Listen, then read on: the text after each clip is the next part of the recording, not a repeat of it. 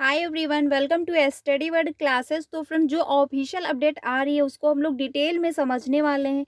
और साथ ही जो आपका एग्ज़ाम होने वाला है, क्योंकि कुछ लोगों का ये डाउट है कि एग्जामिनेशन की डेट चेंज होगी, तो इस पर भी हम लोग बात करने वाले हैं। और कौन से ऐसे अभ्यर्थी होंगे जो परीक्षा नहीं दे पाएंगे, यानी टीआरई 3 आपने फॉर्म फिलअप किया है लेकिन आप एग्ज़ाम नहीं दे पाएंगे, इस पर भी हम लोग बात करने वाले हैं।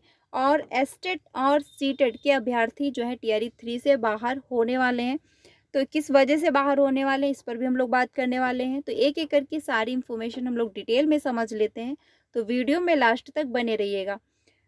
ये जो नोटिस जारी हुई है औरंगाबाद ज़िले से है, ठीक है।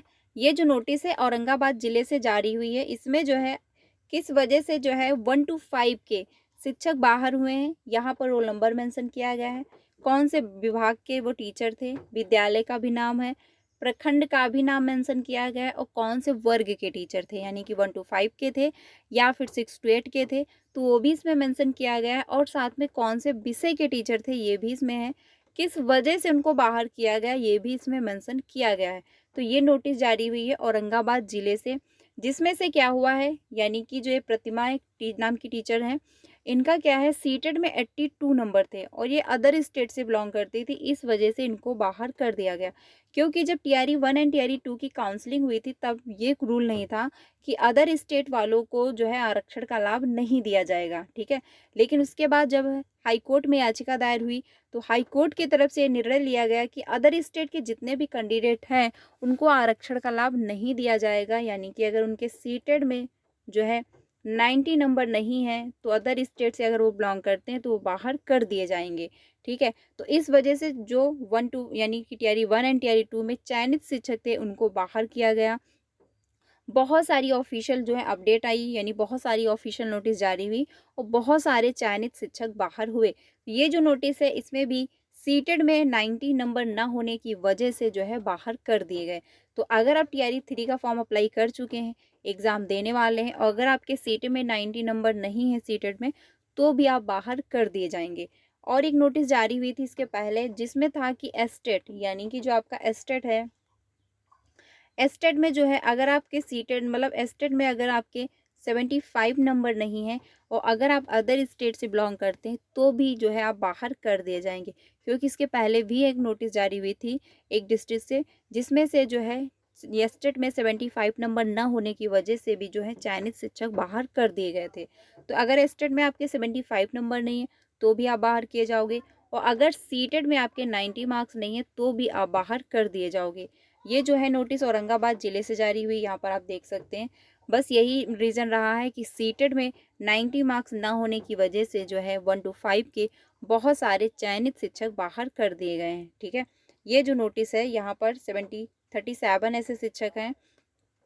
इसमें यही रीज़न बताया गया है कि 60% से कम अंक प्राप्त जो है नहीं किया है, यानी कि आपके जो है 60% से कम अंक हैं।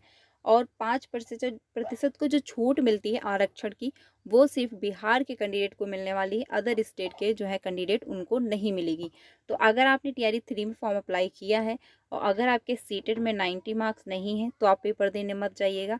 एस्टेट में अगर आपने अप्लाई किया है और अगर आपके 75 नंबर नहीं है तो भी आप पेपर देने मत जाइएगा, क्योंकि काउंसलिंग के दौरान आप बाहर कर दिए जाओगे, ठीक है। तो ये इन्फॉर्मेशन है। बाकी अगर आप सीटेट की प्रिपरेशन कर रहे हैं तो डेली मेरे साथ 5 बजे और 3 बजे दोनों क्लासेस ज्वाइन कर सकते हैं। 3 बजे की क्लास में हम लोग प्रीवियस के क्वेश्चन की प्रैक्टिस कर रहे हैं ऑल सब्जेक्ट की, और 5 बजे की क्लास में हम लोग सोशल साइंस डिस्कस करते हैं, उसमें भी हम लोग प्रीवियस के क्वेश्चन की प्रैक्टिस कर रहे हैं। तो आप मेरे साथ 3 बजे और 5 बजे की क्लास में ज्वाइन हो सकते हैं। अब बात करते हैं जो आपका टीआरई 3 एग्ज़ाम है वो उसकी डेट कैंसिल होगी या नहीं। तो जो आपका टीआरई 3 एग्ज़ाम होने वाला है वो अब आपके एग्जामिनेशन की डेट कैंसिल नहीं होगी, ना तो आपका एग्ज़ाम जो है डिले किया जाएगा। क्योंकि एग्ज़ाम की जो है शेड्यूल भी जारी हो चुका है, यानी कि कौन सी डेट को 1 to 5 का एग्ज़ाम होने वाला है, कब जो है 6 to 8 का होने वाला है, 9 to 10 का कब होगा, 11 12th का कब होने वाला है, ये शेड्यूल जो है वो जारी हो चुका है। इस पर भी मैंने वीडियो बनाई थी, जा करके इसको ज्वाइन कर सकते हैं। चेंजमेंट क्या किया गया है आपका जो है 19, 20 और 21 को जो एग्ज़ाम होने वाला है वो आपका एकल पाली में होगा। लेकिन वहीं पे जो 22 जुलाई को जो एग्ज़ाम होने वाला है वो आपका जो है 2 शिफ्ट में होगा, यानी मॉर्निंग शिफ्ट में और इवनिंग शिफ्ट में होने वाला है, ठीक है।